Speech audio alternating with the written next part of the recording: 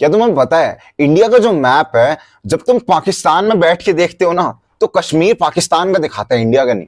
वहीं इंडिया का मैप जब तुम इंडिया में बैठ के देखते हो तो पाकिस्तान के हिसाब से गलत होता है। या चाइना में देखोगे तो चाइना में कहेगा ये वाली हमारी जमीन है, तुम्हारी नहीं है। तो चाइना के हिसाब से इंडिया का अलग मैप होता है। हर कंट्री के लिए डिफरेंट मैप है। हमने काफी सारी कंट्रीज के कुछ ऐसे मैप रिकॉग्नाइज कर रखे हैं, कुछ कंट्रीज तो दूसरी कंट्रीज को रिकॉग्नाइज ही नहीं करती। आई गेस ईरान है, फिर ईरान ही है कंट्री जो कि इजराइल को रिकॉग्नाइज ही नहीं करती एज अ कंट्री। तो there are different types of country जो कि मानती ही नहीं है कि ये चीज है, एग्जिस्ट करती है।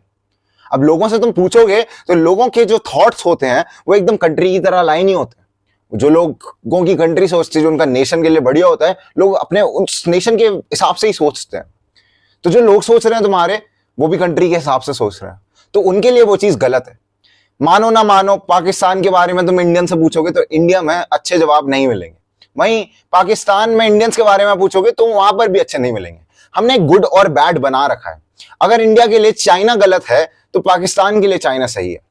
ये गुड और बैड ही हमें डिसाइड करवाता है कि हम इमोशंस के साथ कैसे खेलेंगे, हमारी जिंदगी कैसे जा रही होगी। What I want to say to you is, तुम्हारा गुड और बैड ही डिसाइड कर रहा है।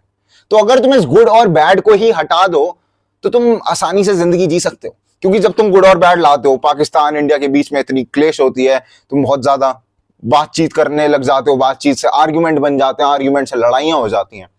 तो अगर हम ये गुड और बैड को कॉन्सेप्ट ही हटा दें तो क्या होगा? तो एक चीज होगी, वो होगी पीस। तुम्हारी जिंदगी में पीस आ जाएगी। अब तुम ये लोगों के बीच तो कर नहीं सकते, क्योंकि अगर कर सकते अब तक हो जाता और दुनिया में जंग नहीं हो रही होती। लेकिन तुम इस चीज को इंटरनली अप्लाई कर सकते हो। मतलब तुम इसे अपने दिमाग में लगा सकते हो इस तरह से कि ये तुम्हें ज्यादा अफेक्ट नहीं करेगा।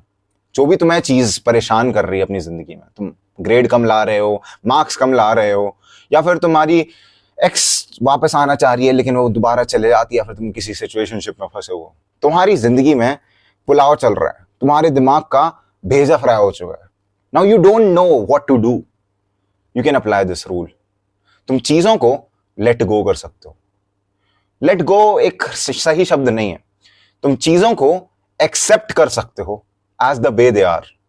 बिकॉज आई बिलीव कि जब तुम लेट गो करते हो, तुम इमोशंस को कभी एड्रेस नहीं करते हो। और इमोशंस को ना एड्रेस करना बहुत ज्यादा इंपॉर्टेंट हो जाता है। When you see your self, जब तुम रियली अपने आप को चेंज करना चाहते हो, तब तुम्हें एज अ पर्सन ही बदलना होता है। और जो एक चीज तुम्हें आइडेंटिफाई करती है वो होती है तुम्हारे इमोशंस। तुम अपने इमोशंस के साथ कैसे डील करते हो। तुम्हें रोंदू फोंदू कहेंगे या फिर तुम्हें एक हंसमुख लौंडा कहेंगे। क्यों कहेंगे? क्योंकि तुम इमोशंस से कैसे रिएक्ट कर रहे हो वो देखा जा रहा है। लोग सिर्फ और सिर्फ तुम्हारे रिएक्शन को देखते हैं, जो भी तुम्हारे आसपास मैटर पड़ा उसके। तो अगर तुम इस इमोशन वाली चीज को फिक्स कर लोगे तो तुम्हारी जिंदगी भी फिक्स हो जाएगी। टाओइज्म, जो कि एक यूनिवर्स का रिलीजन बोला जाता है, जो कि लाओजू ने कहा था, या फिर चाइना का एक रिलीजन है, काफी पुराना रिलीजन है। उसमें एक चीज उन्होंने कही थी कि जो मैं तुम्हें पढ़ के ही सुना देता हूं, एक second. Softness is equivalent of life, body stiffens in death, trees that are harder to cut down, therefore hardness is death and softness is life.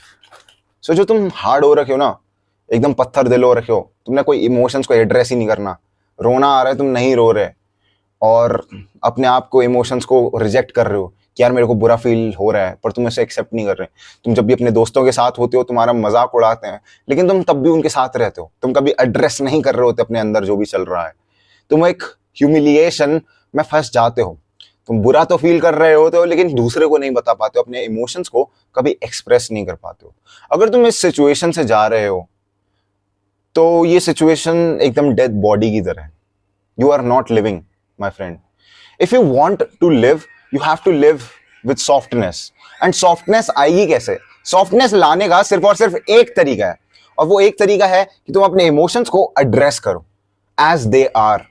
उनको देखो, वो तुम्हारे सामने से एक लहर की तरह बहेंगे। And acknowledge them single time, every single time. बार बार इमोशंस आएंगे, बुरे इमोशंस आएंगे, अच्छे इमोशंस आएंगे। You address those emotions.